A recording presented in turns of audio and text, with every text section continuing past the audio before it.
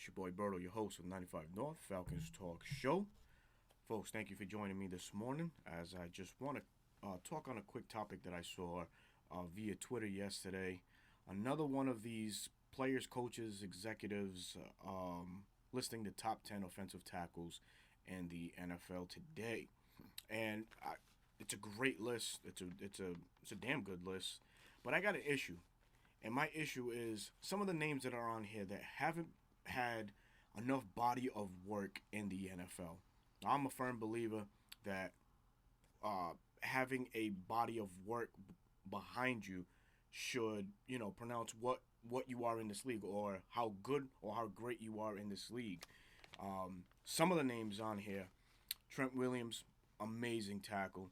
Laramie Tunsil, Tristan Wirfs. Although he's been in the NFL for a short time, he's had incredible success, and he can thank Tom Brady for that. Lane Johnson has been a dog in this league for forever. Where the list for me starts getting tricky is from four down, where you see the newbies in here rather than some of the grizzled vets that are still in the league. Jordan Mailata from the Eagles. Listen, tremendous story. I get it. 2018 rugby player transitioned into the NFL and found immediate success. The Philadelphia Eagles did an amazing job scouting, the world for talent, and they came across Jordan, and man, they hit the needle right on the head with that one. Penei Sewell, drafted a couple years ago, 3 or 4 years ago, if I'm not mistaken, 2021. Andrew Thomas had a horrific rookie year, but I don't think it's enough to warrant him to be a top 5 or even a top 10 tackle yet. He doesn't have the body of work in this league yet to be determined that or be named that. And I get it. It's done through coaches and peers and stuff like that. But these folks, they have to stop. They have to stop, man. To me, it's slanderish, man, and it's not right. Let's move on with the list. Rashawn Slater, he'll get there. Christian Derishaw, another dog, will get there soon. Colton Miller, pause. Not yet, brother. Not yet. You might have one or two good years with the Raiders, and that's really it. Now, where it gets interesting for me is the honorable mentions. Now, these guys, I believe, should be the ones flopped and on this list. And let's go through them right quick. I hate to say it, but Ryan Ramczyk of the New Orleans Saints puts in work, is a dog at that left tackle spot or right tackle spot. Teron Armstead, former New Orleans Saint, current Miami Dolphin, has always been a Pro Bowler, a highly regarded offensive tackle in the league. Had some injury issues and stuff like that, but take nothing away from his ability and his athleticism. For a left tackle. It's amazing.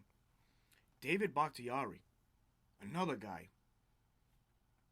Great years with Aaron Rodgers.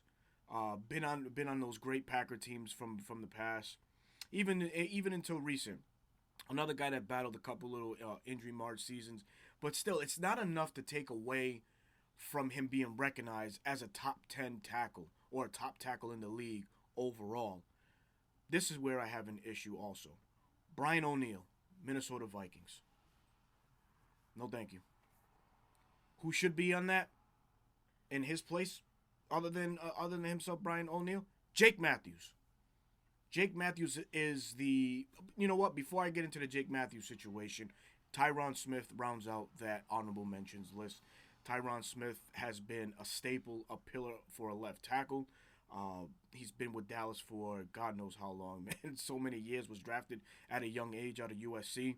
I believe he came into the league when he was like 20 years old or something like that. And he went on an incredible tear of dominance for a left tackle position for the Dallas Cowboys. But let's circle back a little bit. Let's talk about Jake Matthews, man.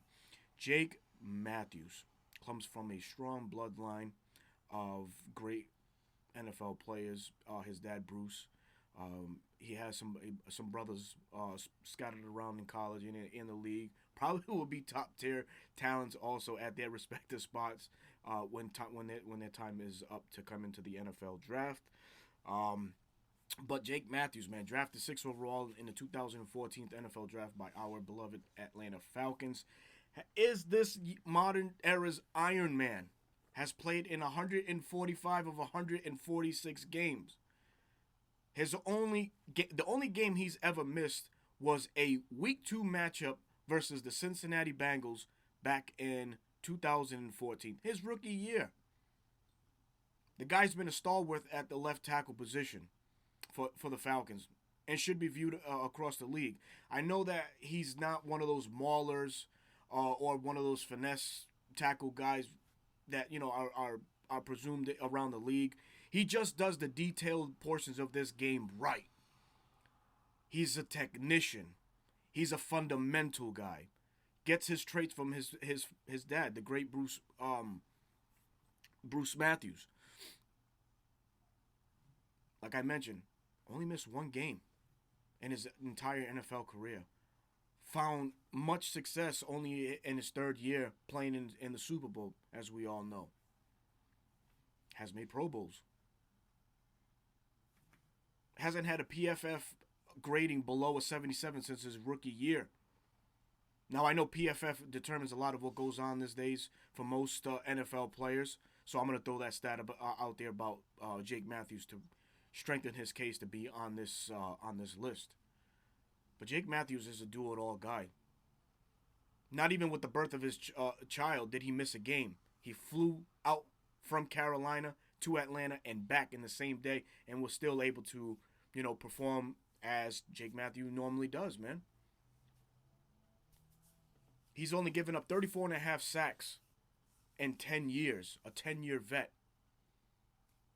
Man, some tackles give up 34 sacks within their first 5 years in the league.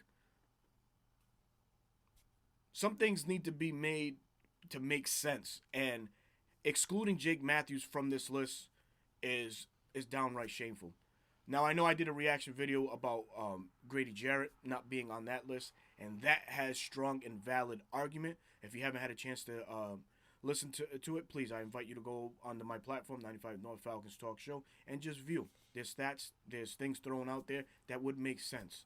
But to Jake Matthews, man, there's no reason why he shouldn't be on this list, man. And for all things mentioned before, yeah, he's not the flashy left tackle. He's not the boisterous type guy. He's just a humble, brings his pail to work type guy, and that's it. He'll kick your ass from quarter 1 to quarter 4, but he'll do it in his way. I don't know where these coaches, these execs, where they get their findings, how they group together and just start throwing names out there.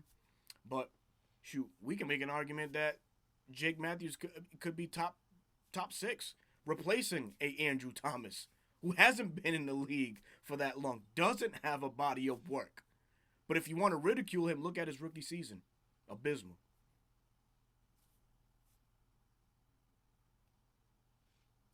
I don't know, folks. You tell me. You tell me.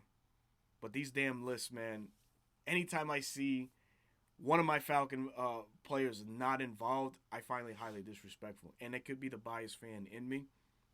But still, Falcons have talent at all levels. One recently came out where Jesse Bates was ranked number 6. Javon Holland was ranked ahead of him at number 5. That's coming soon.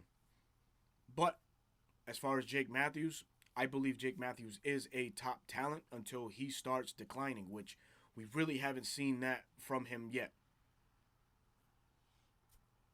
He's helping the Falcons right now with one of the most elite run games we've seen to date. And I believe he will continue that in this 2023 season, averaging out as he best and possibly could. Probably going to turn out another great statistic year for a left tackle. Probably will get no Pro Bowl recognitions, but that's not for us to control. But at the end of the day, man, recognition needs to be given, and Jake Matthews should most definitely be a top 10 tackle in this league, or mentioned in that under that same breath. Like I mentioned, a lot of the names that are on here have no body of work in this league to warrant this type of status. Maybe I'm old school. I don't know. Maybe I'm just reading too much into it. But my guy, Jake Matthews, absolutely deserves to be mentioned as one of the top tackles in the NFL. And with that, I'm going to go ahead and enjoy my cup of coffee.